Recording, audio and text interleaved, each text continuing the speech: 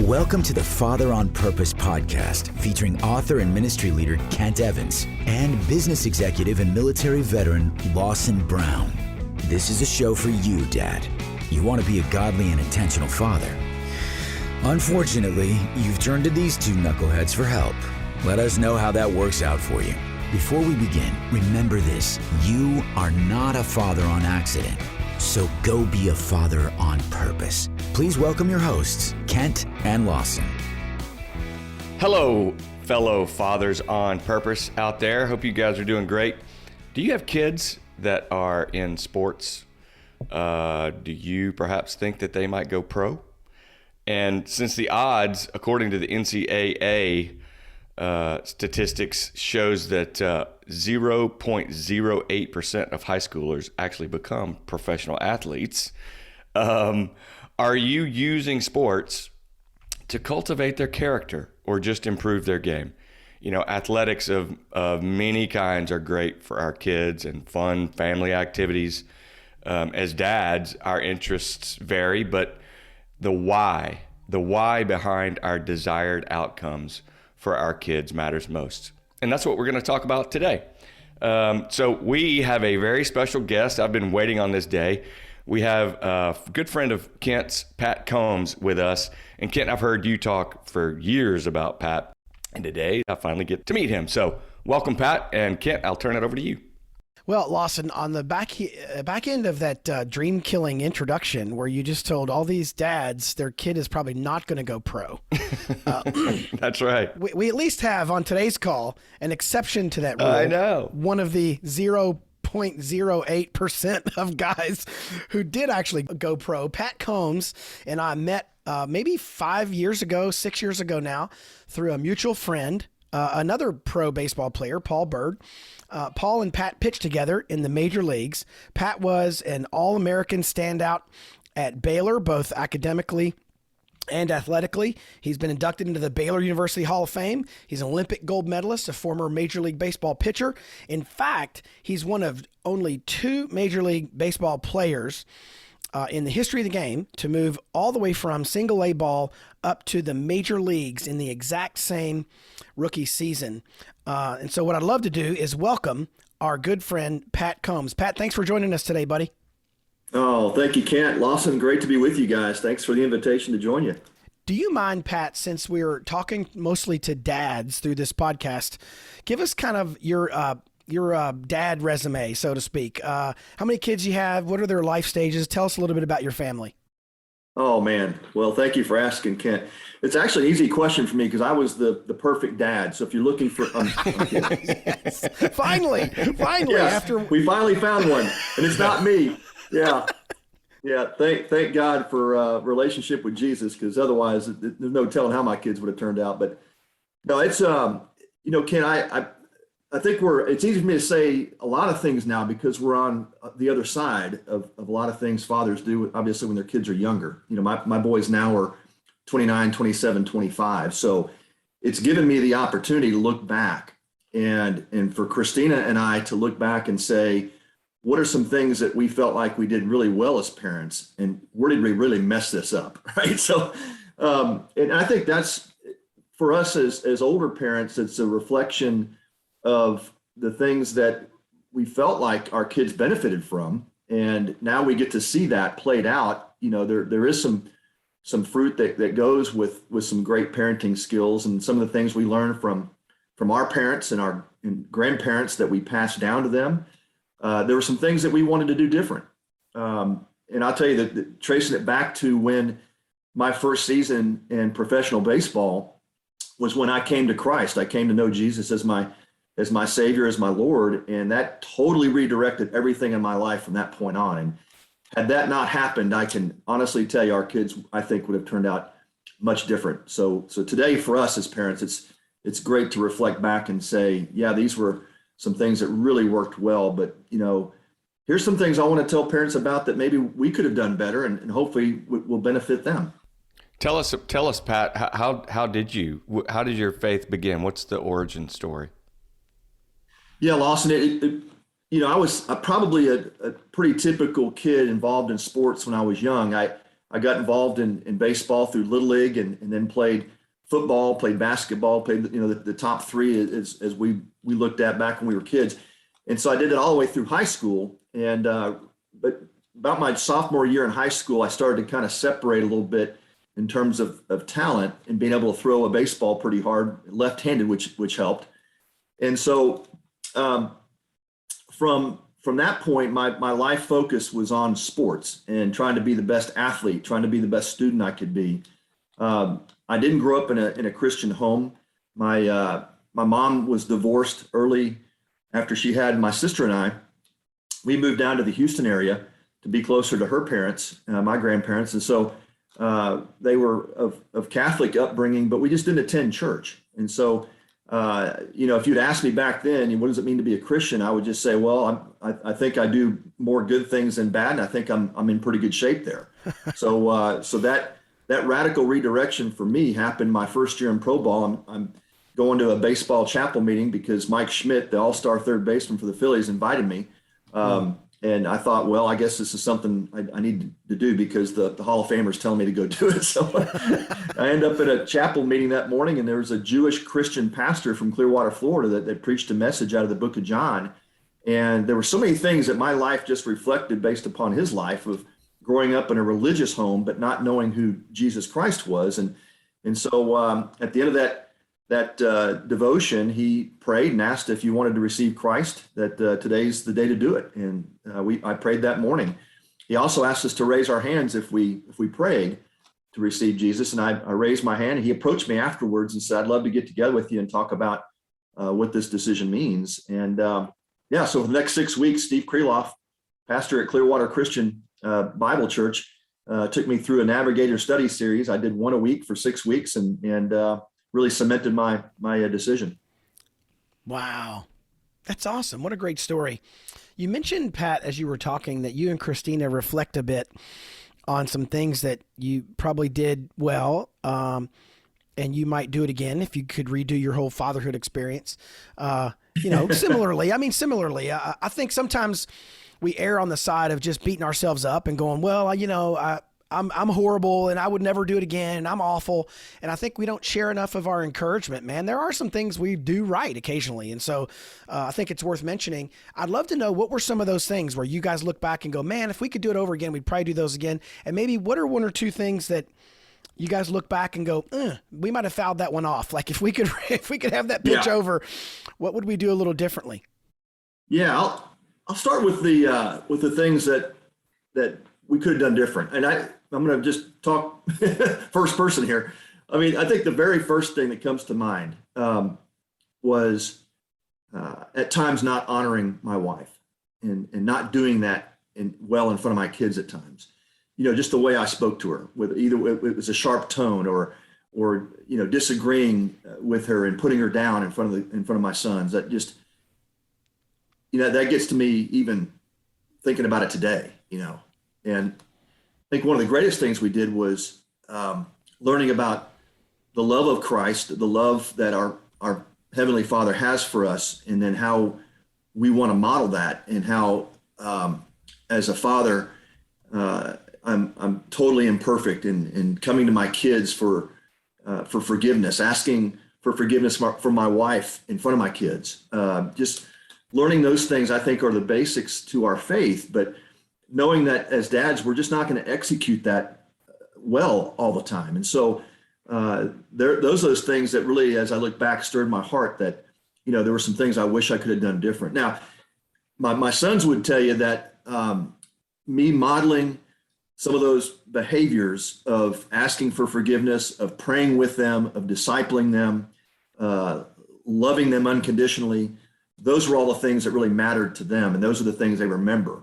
But I'll also tell you how it continues to work. And this was about a year and a half ago.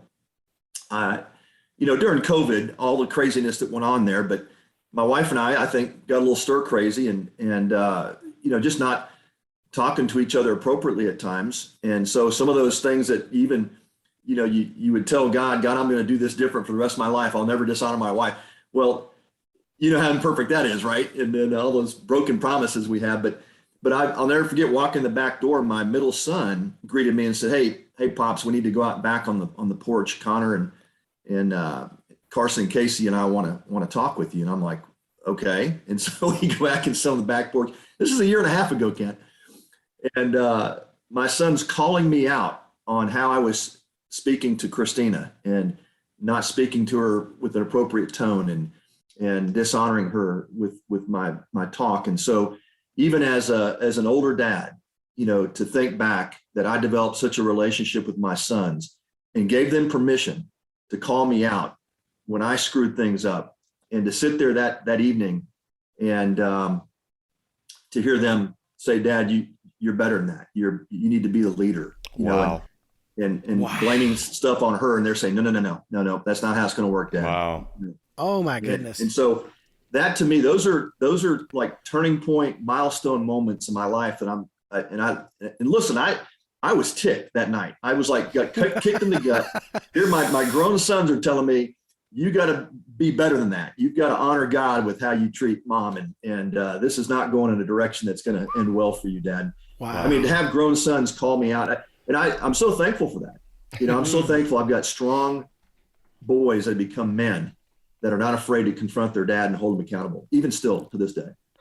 Man, Pat, you make me think of, like, in the book of Proverbs, it talks a lot about the wise man and the fool. And the fool is the one who rejects wisdom, who rejects input, who rejects feedback, right? The fool hates feedback and input. But the wise man welcomes feedback. He not only welcomes it, he goes out and seeks it, and he wants it. And one of the verses that sticks in my head is, "If you rebuke a wise man, he will grow wiser still." And so thank you for modeling that, and thank you for sharing it, because I know a lot of dads who listen to this podcast probably were a little bit intimidated by what you just shared. They'd probably rather try to hit one of your 95-mile-an-hour fastballs than they would try to let their own grown children step into their life in that way. Man, that's big time right there. I was gonna say that too. Thanks a lot for being real and authentic with us and the audience that's listening, because that's takes a humble spirit to share something like that.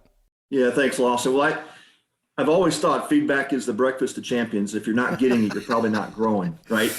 And I had a mentor a long time ago that taught me how to do that, how to ask for feedback, and I've taught my sons that, and so when they came to me in that way, man, how powerful is that? You think, here's the other kicker of that too, is that at the end of that meeting, Connor says, "Well, Dad, what do you want to do about it?" And I told him, I said, I want to fix this. I don't want my marriage to go this direction. And it has been tough as we've gone through some transitions as older parents, with you guys now moving out. There's just some things your mom and I are trying to work out in our life at this moment. So, and Connor says, "Well, Dad, how can we help?" And then Carson said, "I can tell you one thing I'm going to do. I'm going to call you every Friday." And he said, "Oh, no, wait a minute. I'm going to call Mom every Friday and ask her how you're doing." I'm like, "Whoa." I'm like, "What?" He goes, "Yeah, I'm going to ask her for a score. And if your score is anything less than an 8, Dad, we're having another conversation." What? Hey, okay, let's just wind this podcast down. Okay. This is not at all going the direction I want it to go. I'm really scared that my own children now, one of my sons might listen to this podcast and put this into practice. Yeah. No doubt, brother. No doubt. Exposure is a good thing, right? But we are talking about more than the score. So it is more than the score that counts, right? So Pat, you and I met 5 or 6 years ago through our mutual friend, Paul Bird. And then it just so happened that God had put on your heart an idea for a book. And you and I happened to be we knew this was going to happen. It's not like we bumped into each other and went, "Hey, what are you doing here?" But we both were going to be flying through the Austin, Texas airport, and we agreed to meet. We met at a bakery place there inside the airport, and we talked about you publishing your first book and whether or not we could do it together as a team. And so you and I worked for a year and a half on a book. And a year or two ago, your first book came out called More Than the Score. Can you tell the dads listening, because I want to spend bulk of our time talking about what can be found in that book.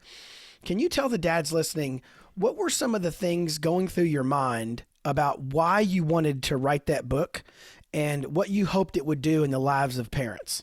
Yeah, thanks, Ken. And I remember that day like it was yesterday, meeting in the airport, and us doing the old back of the napkin discussion about what this would take and what it would look like. And you tried your best to prepare me. I wasn't, I was thinking all these great things, but it was hard work and it was a grind, but man, well worth it. And just reflecting back, and maybe after guys have heard the story here I just told, they won't want to read the book, but I'm hoping they do.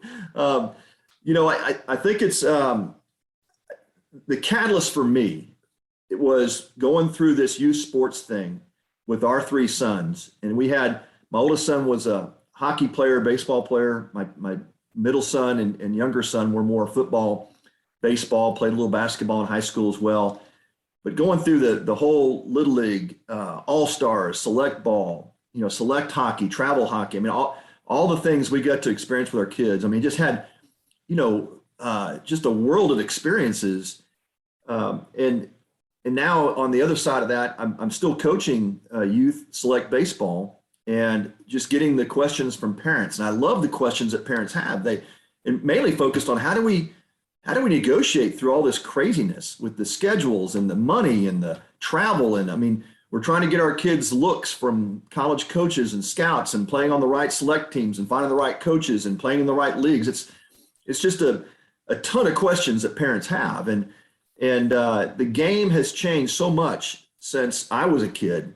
And I know that parents today just have a lot of questions. So the book is really written to help parents and coaches navigate this world of sports and to really focus on what I consider the right things, Kent, which is really cultivating character and virtue in our kids through athletics. And can we still do that today? And how do we do that? And so that's what I wanted to do, was just bottle up those stories and talk about the things that we did well, the things that we made mistakes with, and try to help parents at least ask them the right questions. And hopefully they're asking those questions to themselves as they're reading the book.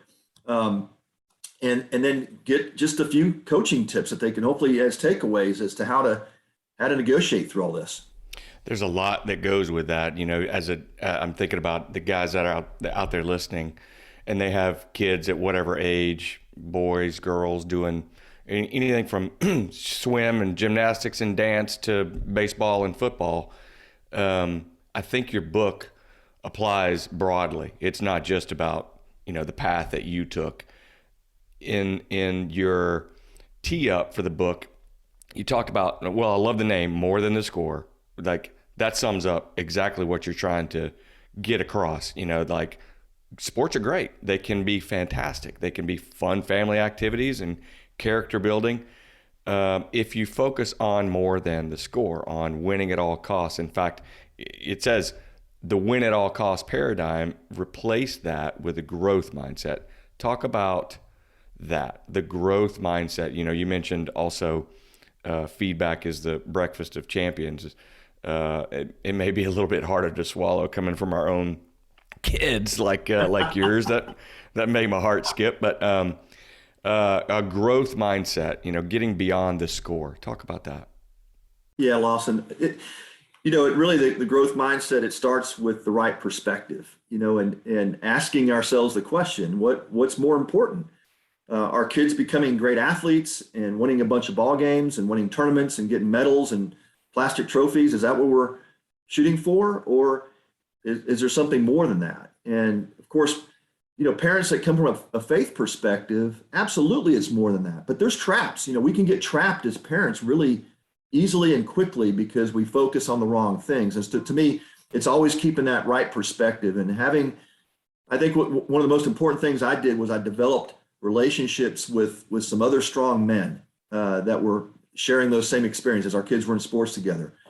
I chose my assistant coaches very intentionally, and I chose parents very intentionally. I wanted to surround myself with strong leaders who were not afraid to hold me accountable, to make sure I was taking the right perspective into games and into practices and teaching the kids the right things and the life lessons, the character lessons that come out of the game. Those are the things I wanted to focus on. But again, execution is difficult. Sometimes as a fiery competitor, like I always have been, I would get focused on the game, right? So Lawson, for me, I knew I had to have strong people around me that I invited to hold me accountable. If I didn't have that, I would slip up. I would fall into those traps like so many parents do and get focused on the wrong things. And then it would be a reflection on our kids. And our kids would walk away from the game not getting fulfilled in the things that they should have been filled up with, which is those great character lessons and great, traits that they'll take on for the rest of their lives that they learn from sports. And that's what happened to me. I've learned so many incredible lessons out of sport that has now carried on with me as a husband, as a dad, as a business leader. A lot of those things I learned on the field, but also because I had some great coaches and I learned so much from them beyond the game.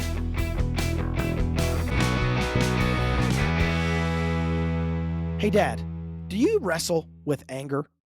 Man, I sure have, and so have thousands of other dads in our email list. And so what we did for those dads and for you, we built a special digital course called the Anger-Free Dad. This digital course is chock full of almost 50 assets, a bunch of teaching videos, a ton of PDF booklets and worksheets, so you can walk through and understand your anger triggers, the expectations underneath, and how to pull those out of your heart and mind so you can be a dad who is less angry and more at peace. If you take this course and you do not become less angry, you will get all of your money back. Plus, we'll send you some boxing gloves so you can beat up the wall at your house with all of your mad anger.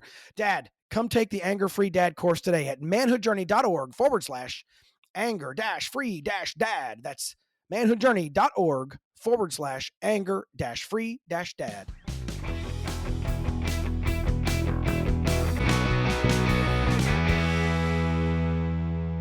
It's tough, being in your shoes back then as a coach. And I love what you said about having other men around you that were like-minded, being very, very careful, selective about the assistant coaches that you bring into that mix, and you associate with the young men, the young kids, on your team.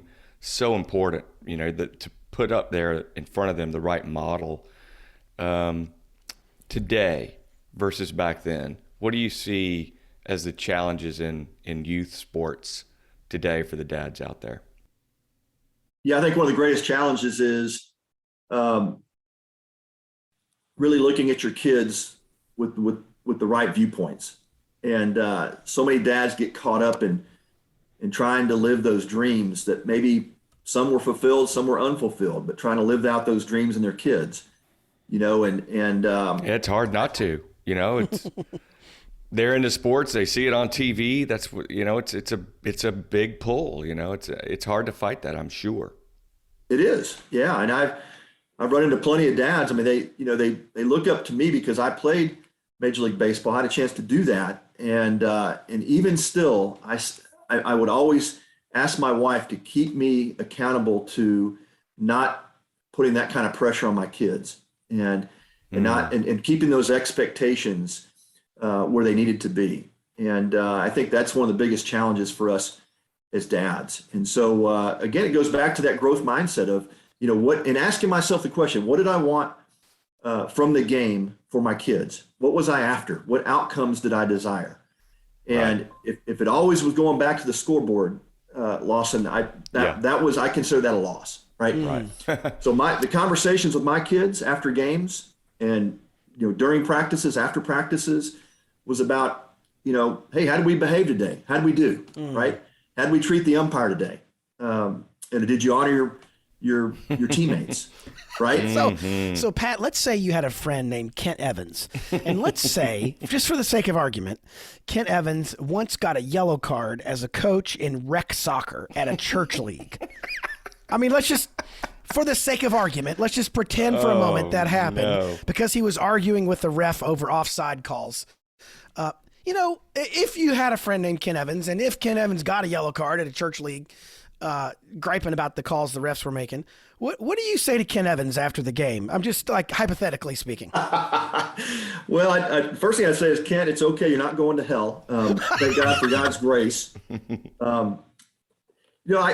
And look, I would also say it's normal, right? Because I did the same thing. I would get upset, maybe say something to an umpire I shouldn't have said. And then my assistant coaches pat me on the back saying, remember we agreed not to do that, right? Yeah. So, I think, Kent, that's the first thing is we're going to have a conversation about perspective, right? What are you after here? What's your goal? What was your goal going into that game? Was it all about the score? Or were you trying to model the right behaviors that these kids, could see when adversity hit, when a referee made a bad call, an umpire made a bad call? How did we handle that? How do we react to that? Was it in a godly way? And if not, what do we do to fix that? How do we get better at that? So the goal is not perfection, Ken. And I would tell all dads, guys, we're going to screw it up, man. We're sinners, right? We've got a sin nature. But how do we? As a pitcher, how do we improve? I mean, you watch game film, you knew where to not throw the ball to certain hitters and what pitches to not throw certain hitters. But every now and then one got away from you, right? Where you'd hang that curveball or you'd throw that fastball a little too obviously right in the center, and you paid for it. A guy hit the ball out. There were times when you knew how to do it. You knew what to do. You knew how to do it. You had the skill to do it and the knowledge to do it. But that doesn't mean you could throw every single pitch perfectly. No, that's right. And I think that's one of the greatest lessons that sports teaches us, right? You can go in with the absolute perfect approach. You can do everything mechanically perfect, and then the execution is not there.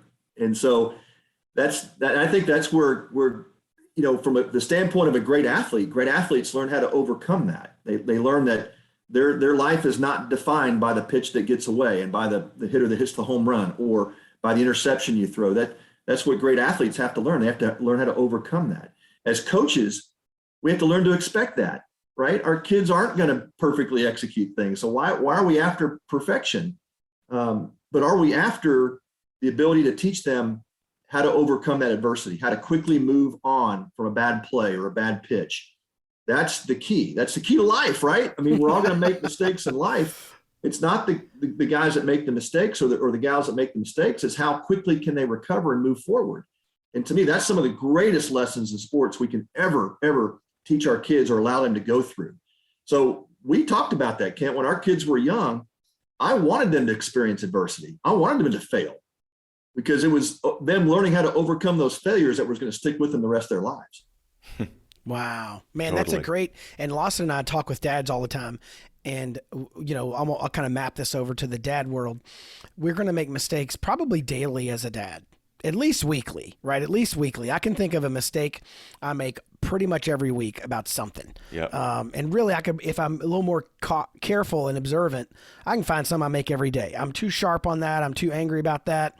I don't send that text I meant to send, or I do send that text I shouldn't have sent. There's things I do as a dad. And the question becomes, to your point, can I just go play the next play? Can I come back and recover and say, hey, my bad. That was, my bad. Really great athletes don't get all down in the mouth and they don't dwell on the thing that just happened. I remember hearing my friend Alan Houston one time. He goes, man, when you put up a shot, only one of two things can happen. It's either going to go in or it isn't. That's right. And you can't get all hung up on the ones that don't go in because gosh, half the time, or at least a third of the time, they're not going to go in. And so you got to be thinking about, once I put that shot up, what am I going to do next? If it goes in, I run down and get on D. If it doesn't, I go for the rebound. Like you're ready for the next thing, as opposed to shooting and missing. But dads do this all the time, right, Pat? They feel like they're failing. They didn't do that thing with their kids. They didn't talk to their wife respectfully, as you mentioned before about Christina. What are some encouraging points, or let me ask it this way. What are some life lessons that sports taught you that you apply today as a husband, a dad, or even a business leader? What are a few things you learned through sports? Overcoming adversity, play the next play. What else did you learn through sports? Oh, man. I think the word forgiveness stands out a lot to me in these situations. You think about, it was hard for me to realize this because I didn't think this way. When I was a young guy and playing even all the way through major leagues, I didn't beat myself up a lot. I would just quickly pivot and turn to the next play. And that was more innate for me. I just did it. I had a son that would beat himself up terribly. And so Carson had to learn how to forgive himself and move on. And man, that was a process, Kent. And I see dads today, be careful, dads, when your kids make a mistake, recognize if they're ones that beat themselves up and you come right behind it and you say something tough or hard, man, you've just sent that young player spiraling, because they've already replayed that play in their mind 20 times. And so we've just got to be really, really careful about that. And forgiveness is one of the greatest things that we can recognize as coaches, as dads, with our athletes, right? Forgive them, help them move on, teach them how to forgive themselves and move on. Even when they mess it up with a teammate, they mess it up with an umpire, how do we reconcile that? And then how do we gain forgiveness? And how do we offer grace? And how do we offer grace to ourselves? How do we view ourselves the way God views us? And that's what the word teaches us, right? You go to your knees, you ask forgiveness, and God instantly forgives you, and you move on.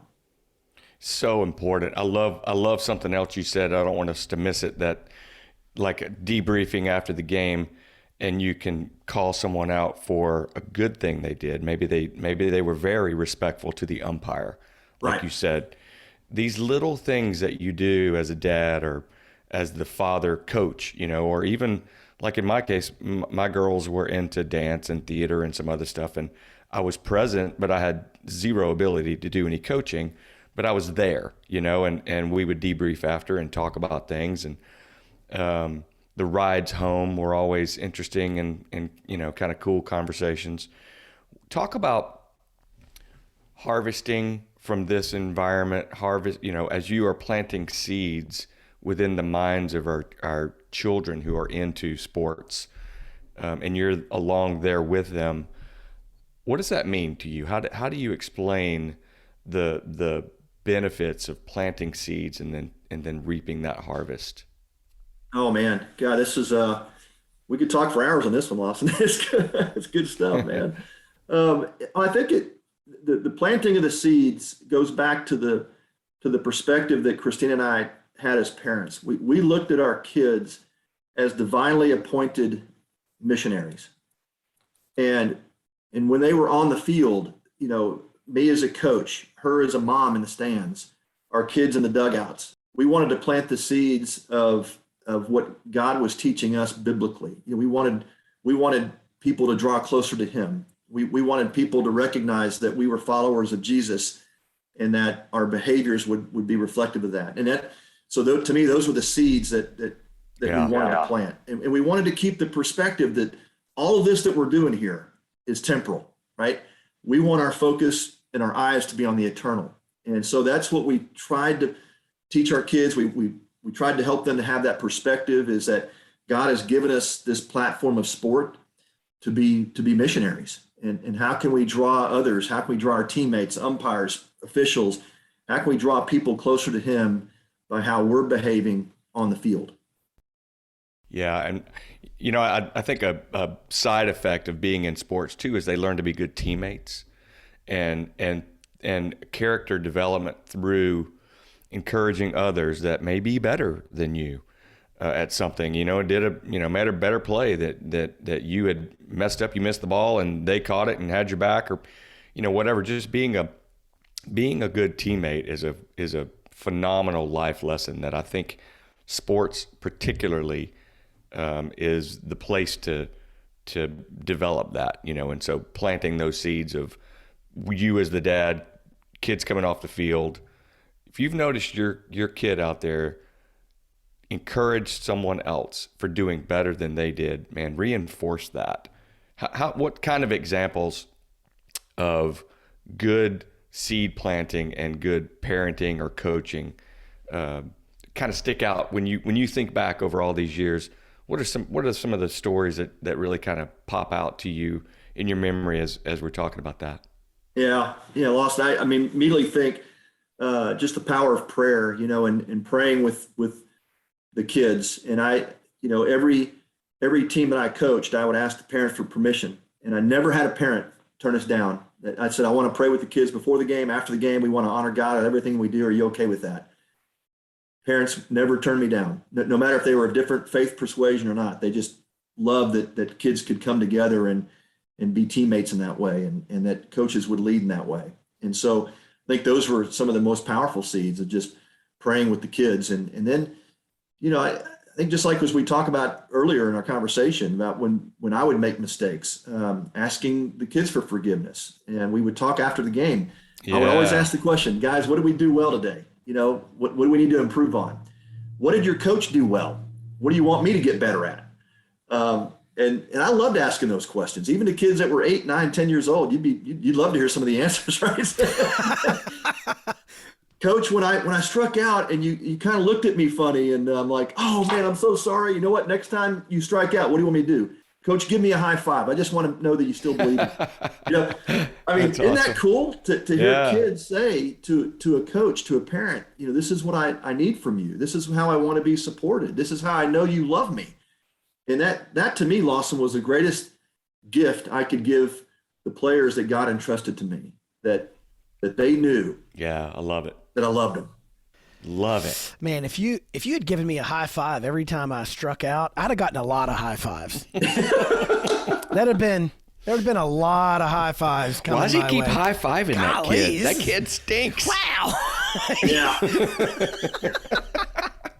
Yep. And asking the question, hey, what did you do on that strikeout? Well, coach, I know I didn't follow the ball. I was thinking about this or about that, and say, okay, well, cool. Give me a high five. Thanks for the feedback. How are we going to there get you better? go. Right? Yeah, to me, that's great coaching. It's helping players get from one place to another, and we get to do that. That's the thing I love about being a parent, being a coach, and as we relate it back, as we did so many times in the book, to farming, planting the right seeds and nurturing the kids and giving them the skills and the character and the things that they needed to be successful. You know what? At the end of the day, it didn't bother me when kids struck out 2 or 3 times. At the end of the game, I asked them, hey, what did you learn today? How did you get better? How did you love your teammates better today? Those are the things that they're going to remember. Those are the things my kids remember. We still talk about Little League football games. We still talk about Little League All-Star games. And it rarely goes back to the scores. Man, I remember when I was playing, I never played high-level baseball. I got to pretty good at rec league, right? I was a rec league all-star. That's about as high as I got. But I remember you go hit on a cage that would go about 70, 74 miles an hour. And I could hit that ball in a cage, and I could hit it in a real game. And then I faced a pitcher, local pitcher in Louisville, who was throwing low to mid 80s. And I remember that 10-mile-an-hour difference. The ball may as well have been a mustard seed, man. There's no way. I would stand up there and literally, no joke, my prayer was, please don't hit me. Please don't hit me. I just want to go back to the dugout with all of my body parts intact. But that's true story. We played the same pitcher three times in one season. And the first time, I think I was a 9-pitch strikeout. I was leadoff hitter. It was 1, 2, 3, you're out. 1, 2, 3, you're out. 1, 2, 3, you're out. And I was like, praise the Lord, I still get to go have pizza with all 10 of my fingers tonight. That's right. The second game, right, I'm choking up. I'm opening my stance. I might have fouled one off, right, second game. Still struck out 2 or 3 times. Last time I hit him, so this is 8th or 9th at bat against the same pitcher, same season, I hit a fly ball to center field, and I never once, as a leadoff hitter, ever hit a home run. The kid had to go back to the warning track to catch the ball I hit, Pat. And I was like, I felt like I had just won the World Series. I was like, I'm out. I'm going back to the dugout, but I put a ball in play. It had to be caught. And I was so happy that I made but here's what was interesting. The life lesson I took from that is you're going to get beat. But are you learning as you go? And I want you to leave our dads with some encouragement, because here's what I think a lot of dads experience. They experience like what I experienced that first game with one of their kids, right? Their kid has a dating issue or a texting issue or an academic issue or whatever it is. And the dad just strikes out. He literally completely fails a couple times in a row, and he's tempted to give up. But eventually, like Galatians 6:9 says, if we just keep on going, in due time, we will reap a harvest if we do not give up. There are dads out there, Pat, who are listening to you, and they believe they are failures, and they believe they've struck out one too many times with their kids. What do you say as we wrap up today's interview? What do you say besides go get Pat's book, More Than the Score, because it's really going to help you, I promise. It's going to help you not just as a coach or as a parent of an athlete. It's going to help you as a dad. Go get the book, More Than the Score by Pat Combs. But what do you say to that dad who is like I felt after the first game, just an abject failure, strikeout, 9 pitches? What do we tell that dad? Yeah, Kent. What you described was the process, right? You stay in the game. You stay in the game. You keep at it. It's a process. And guys, we're not going to be perfect at it. Just recognize we're going to mess it up, but it's okay. Stay in it. Love, forgiveness, those things win the day. And, I mean, there's so many great stories in the book that I want dads to pick up and learn from. And I think about my oldest son, Carson. Listen, my oldest son was an absolute pain in the rear until he was probably 22 years old. And we just had to stay in it with him, and we had to love him unconditionally. We had to love him, through all the craziness he put us through as parents. And today, man, he is a godly man, loves the Lord, works hard. He's an entrepreneur. He actually started a hockey program at a D3 school, and it's a Christian school, East Texas Baptist, and there's a miracle behind that story. I hope you guys get to read it if you'll pick up the book. Incredible stuff about what God has done with his life, because we had to stick with it. Ken, as challenging and as tough as it was with him at times, we just stuck with it. We hit our knees a lot, asking God for wisdom on how do we parent this little knucklehead into adulthood. So, but I want to leave you with this. I asked my middle son as we were writing this book. I asked my middle son Connor. I said, Connor, what does it mean to be a Combs? And man, it's tough. This was his reply. He said, Dad, what it means to be a Combs is we follow Jesus with all our hearts, mind, and soul. We treat others with dignity and respect. We live out our lives, and we shine the light of Christ to draw others to him. That's a win. That's a win. Way to go. That's more than the score, guys. Notice I didn't hear in that definition, we attain scholarships and we win championships on the field. So, Dad, I hope today has been encouraging to you. You've heard from one of my friends, one of my personal mentors, a guy who's coached me and counseled me over the last 5 or 6 years, Pat Combs. And Pat, we're super grateful to you for coming on the show today and for encouraging dads with your stories and your wisdom. Thanks a lot, brother. Yeah, thank you, Kent. Lawson, what a pleasure. Thank you, guys. Yeah, you too, Pat. I don't say this very much, but Kent was right. It was a real blessing to get to know you. See, awesome, Lawson, man. Thank you for what you guys are doing. Every now and then, Lawson, even a blind squirrel finds a nut. There you go. So I got thanks this a lot, right. Pat. Thanks a lot. This is great. Hey, Dad, thank you for listening to today's show.